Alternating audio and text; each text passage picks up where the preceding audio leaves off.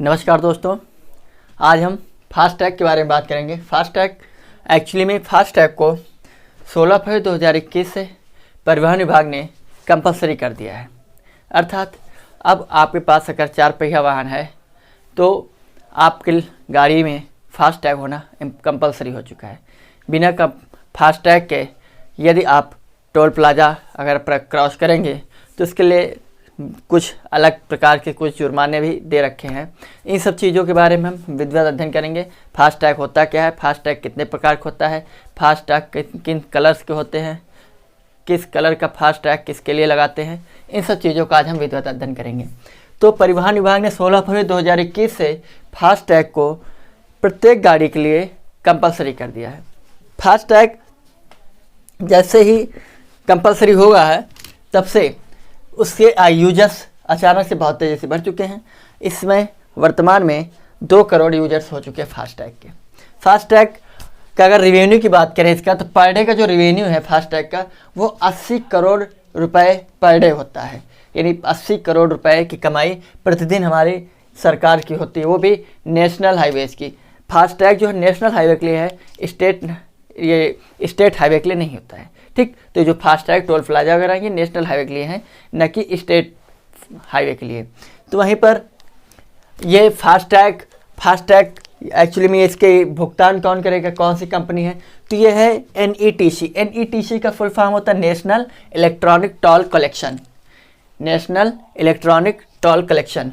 और toll plaza अगर आप जानते हैं ठीक है, नहीं जानते तो आप देखते हैं जब भी कोई नई रोड बनती है तो उस रोड पे तकरीबन एक बड़ा सा ऐसे गेट टाइप बना दिया जाता है और 3-4 वे निकाल लिए जाते हैं उससे, ताकि जाम न लगे। फास्टैग का मुख्य उपयोग है कि ताकि जाम न लगे। फास्टैग पहले क्या था, टोल प्लाजा जब था तब रसीद कटती थी, तो आप गए, रुकने के बाद रसीद कटवाए। इतने सारे समय में इतने सारे काम में समय काफ़ी लग जाता था, जिसके चलते जाम बहुत 2-2, 3-3 किलोमीटर तक पीछे जाम लग जाता था अगर बहुत चलतू रोड है तो, जिसके चलते ये फास्टैग की प्रक्रिया लाई गई। फास्टैग प्रक्रिया बहुत पुरानी है। एक्चुअली में ये कॉपी की गई है दिल्ली मेट्रो से। दिल्ली मेट्रो अगर आप कभी भी गए हों तो आप देखते वहाँ पर एक ATM कार्ड टाइप मिलता है जिसमें आप रिचार्ज करवा कर रखते हैं, और जैसे ही जाते हैं यहाँ से टच करते हैं, वहाँ पर मशीन लगी होती है गेट वाली, वो स्कैन कर लेती है और आपके कार्ड रिचार्ज है तो उससे वो पैसा ले लेती है। पैसा काटने के बाद आपके लिए गेट खोल देते हैं और आप चले जाते हैं। ये सारी प्रक्रिया उस ATM कार्ड से होती है। और वो ATM का इतना ज़बरदस्त हैकर होता है कि वो पर्स वगैरह में आप रखेंगे तब भी वो अपने आप स्कैन कर लेती है मशीनें। तो इस चीज़ को देखते हुए गवर्नमेंट ने कहा कुछ ऐसी प्रक्रिया बनाई जाए जिससे रोडों पर टैक्स न लगे और आसानी से लोग आते जाते रहें, रुके भी ना। इससे क्या होता था, लोग रुकते थे, रसीद कटवाते थे, पीछे जाम लग जाता था, जिसके गाड़ी स्टार्ट रहती थी और गाड़ी से साथ ही डीजल पेट्रोल काफ़ी खर्चा होता था। इन सब चीज़ों की बचत के लिए इस फास्टैग को लाया गया। फास्टैग क्या होता है, एक्चुअली में फास्टैग एक ATM कार्ड टाइप होता है और वो गाड़ी के साइड मिरर पर या सीड विंडो बोलते हैं, जो सामने वाला शीशा होता है ड्राइवर के सामने वाला जस्ट, उसको शील्ड विंडो बोलते हैं या ड्राइवर मिरर बोल देते हैं, ड्राइवर विंडो बोल देते हैं। इसके चलते उसी पे बीचों बीच लगाया जाता है और जैसे ही गाड़ी पहुंचती है तो वहाँ पर एक ऐसे ब्रेकर टाइप बना देते हैं ताकि गाड़ी जो है कम से कम कुछ स्पीड उसकी डाउन हो, ताकि ये जैसे ब्रेकर यहाँ पर गाड़ी पहुँची तो ये यहाँ पर इसके ऊपर ये ऐसे बना हुआ रहता है। तो आप देखते होंगे यहाँ से कुछ चीज़ें लटकी होती हैं जिसमें red light, green light, yellow light, उसी में साथ में एक ऐसे एक चीज़ और यंत्र लटका रहता है। तो ये होता है आपका स्कैनर।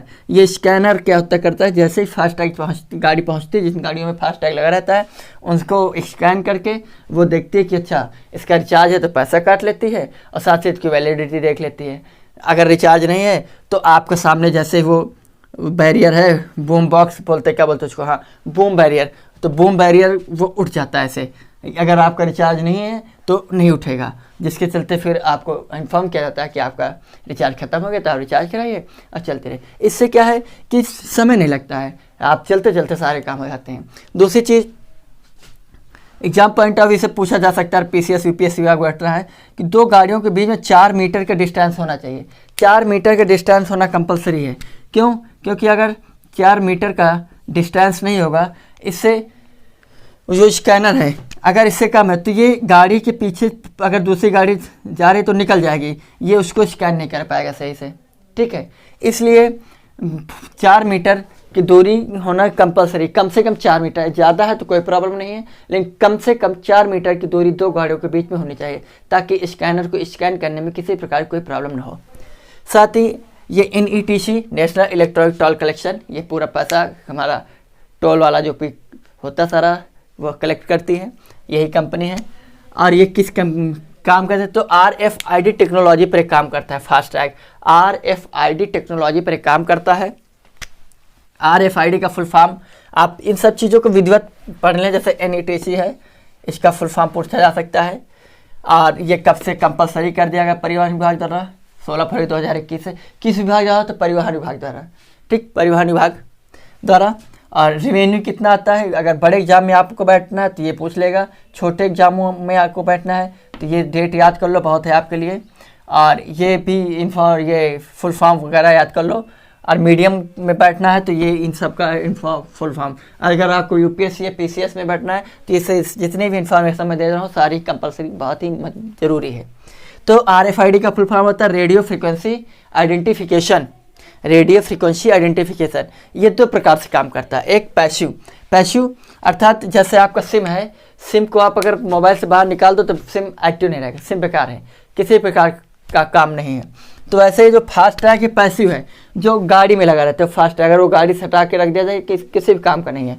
ठीक है, तो गाड़ी में जब तक तभी जब तक वो स्कैन नहीं करेगा तो एक्टिव नहीं होगा, इसलिए उसके लिए उसके ये RFID का होना कंपलसरी है, क्योंकि इसी से उसको कनेक्ट कर दिया जाता है इसको स्कैनर से।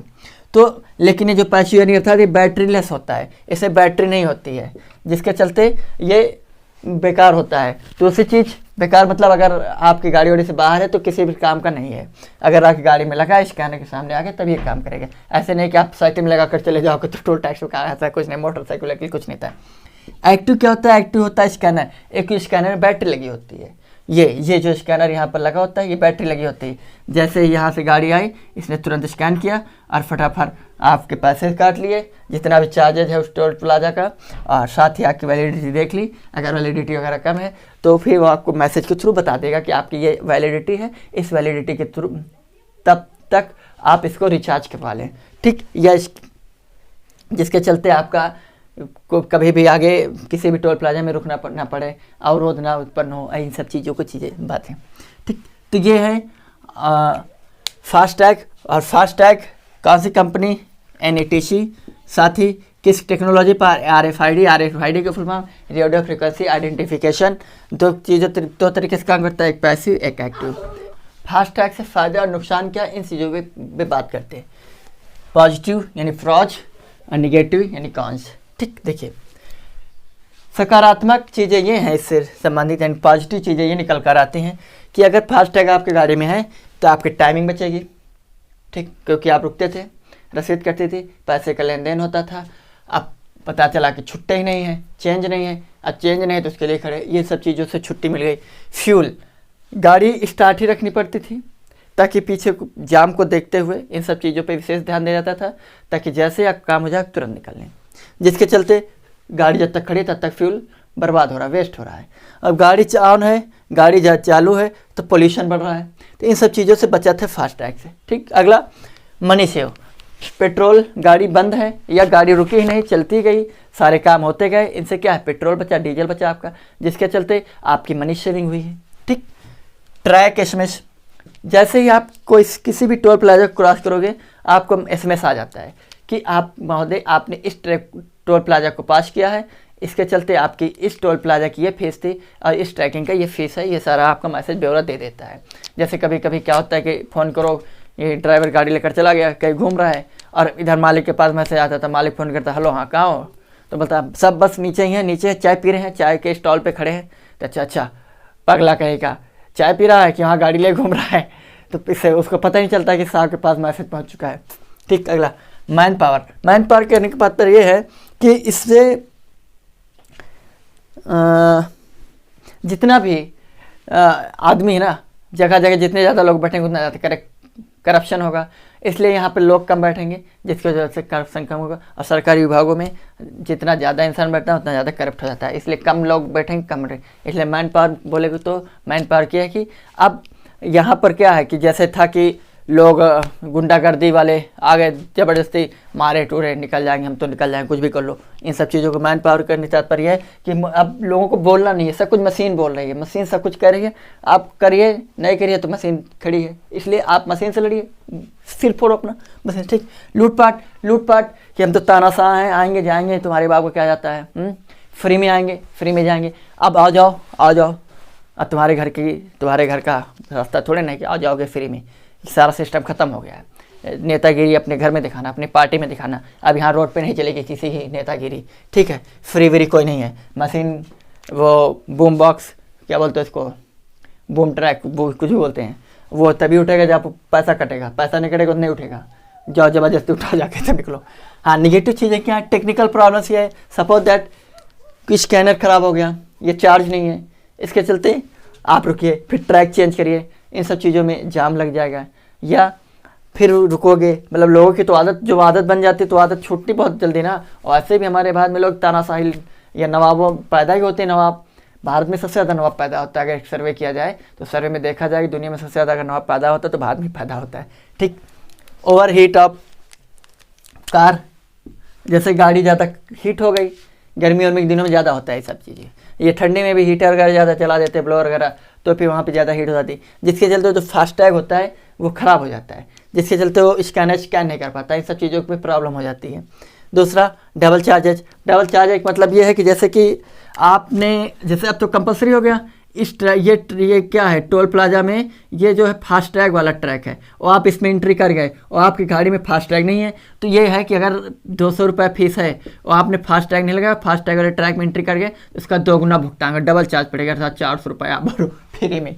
ठीक, ये लोकल पीपल के लिए बहुत प्रॉब्लम है, गवर्नमेंट भी इस पर विचार कर रही है। सपोज दैट ये आपका टोल प्लाजा है, ठीक, आपका घर यहाँ है और आपका ऑफिस यहाँ है, और आप दिन में 4 बार आ जा रहे हैं, या एक गए आए, तो क्या है, उस वक्त की जितनी कमाई नहीं, उसकी कमाई से ज़्यादा, सबसे ज़्यादा टोल प्लाजा पी रहा उसकी कमाई को, इन सब चीज़ों को साथ है। या सपोज दैट एक घर यहाँ है, एक घर यहाँ, किसी कारण बस 2 घर हो गए, इस घर को आना जाना है, या यहाँ गांव है, यहाँ खेत है, यहाँ आ जाएगा तो टोल प्लाजा से होकर जाएगा तो पैसे पड़ेगा। टोल प्लाजा भाई मशीन तो पहचानती नहीं कि भैया यहीं के रहने वाले हैं, भैया का नहीं कटेगा, मशीन किसी की नहीं पहचानती है। ठीक, ये लोकल पीपल। क्लोनिंग है, जैसे मैंने सपोज दैट मैंने अपनी कार के लिए फास्ट टैग बनवाया है और उसका हूबहू फास्ट टैग उसी नंबर पे किसी दूसरे ने, और बढ़िया वो घूम रहा है ट्रैक पे, और बढ़िया मेरे मैसेज आ रहे हैं गच कि तुम्हारी कार यहाँ जा रही है, इतना चार्ज इस टोल प्लाजा का, इस टोल प्लाजा से गुजर रहा है, ये चार्ज इस टोल प्लाजा से ये चार्ज। प्राइवेसी का हनन है।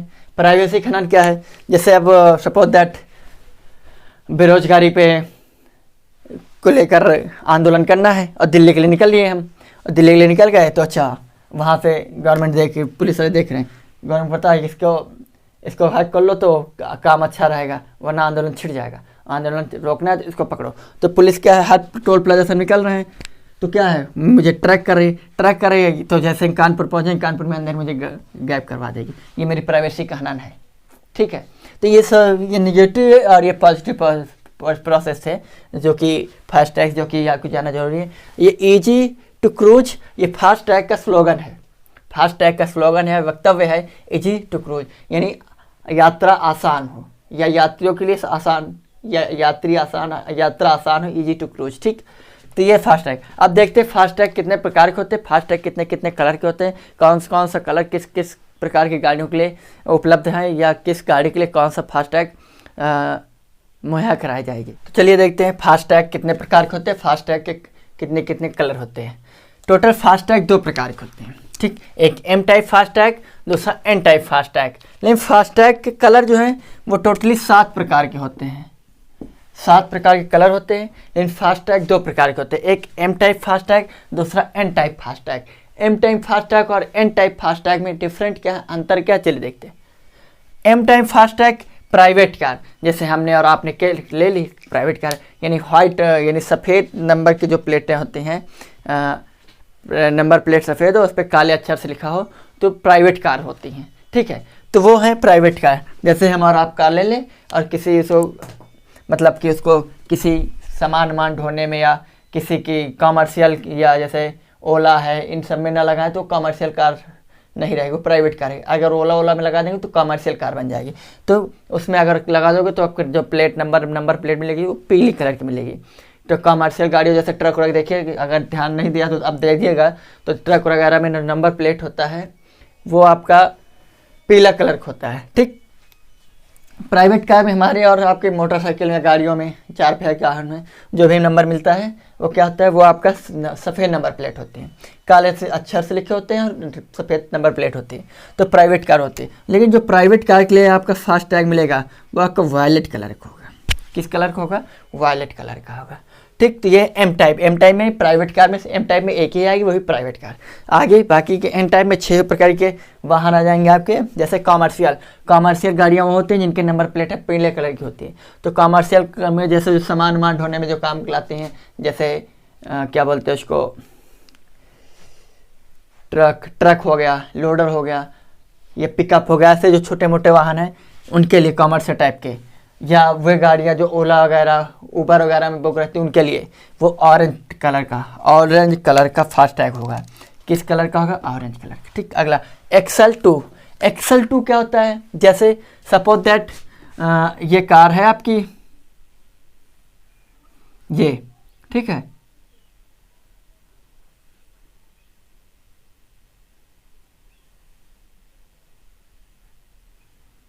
ये आपकी कार है सपोज दैट। ठीक, इस कार में आप देखिए 2 पहिए, 4 पहिए होते हैं किसी का 4 पहिए गाड़ी में, लेकिन इसी में ये एक ये भी पहिए हैं। तो लेकिन इसमें पहिए कितने? 4, व्हील कितने? 4 हैं, लेकिन एक्सल कितने? 2 हैं। यानी वो एक्सल वो होता है जिसमें 2 पहिए बंधे होते हैं, उसको एक्सल बोलते हैं। ठीक, तो ये एक एक्सल ये अर्थात कितने? 2 एक्सल। तो यानी 2 एक्सल वाहनों में, जैसे कि कोई भी 2 एक्सल का कारोबार छोड़कर जो माल ढोने वाले होते हैं का ट्रक वगैरह, 2 एक्सल में पिकअप वगैरह, वो उनके लिए ग्रीन कलर का उसको फास्टैग मिलेगा। किस कलर का मिलेगा? ग्रीन कलर के। वैसे ही 3 एक्सल वाले वाहनों के लिए येलो फास्टैग मिलेगा। ठीक है, जैसे एक ये है कि एक ये, और सपोज दैट एक ये है, ये 3 एक्सल वाला हो गया। फिर 4 एक्सल वाला, जैसे ये है, ये 5, 6, ऐसे ही। पहिए की बात मैं नहीं करता हूँ, क्योंकि आप ट्रक वगैरह में देखिए तो एक्सल तो एक ही रहता है, पहिए वहाँ पर पीछे वाले में एक्सल देखिए 2 पहिए लगे होते हैं, 2 पहिए लगे होते हैं, इसलिए मैं पहिए के बाद मैं एक्सल की बात कर रहा हूँ। ठीक है, तो ये चीज़ एक्सल 4, 5, 6 एक्सल के जो भी वाहन होंगे, भारी वाहन, उनके लिए पिंक कलर के इस्तेमाल करेंगे फास्टैग, पिंक कलर का। ठीक, एक्सल 7 एक्सल या 7 एक्सल के ऊपर वाले जितने भी वाहन होंगे हमारे मालवाहक वाहन, उनके स्काई ब्लू टाइप का हम इस फास्टैग इस्तेमाल करेंगे, स्काई ब्लू टाइप का। ठीक, वहीं पर मशीनरी जितनी JCB है, एक्सकवेटर, ऐसी जितनी भी मशीनें हैं, उनके लिए ब्लैक फास्टैग इस्तेमाल करेंगे। कैसे? Black FASTag. तो ये रहा फास्टैग से रिलेटेड, करंट अफेयर से रिलेटेड पॉइंट था और ज़रूरी था, इसलिए मैं आपके लिए लेकर आया। चलिए आज के लिए इतना ही।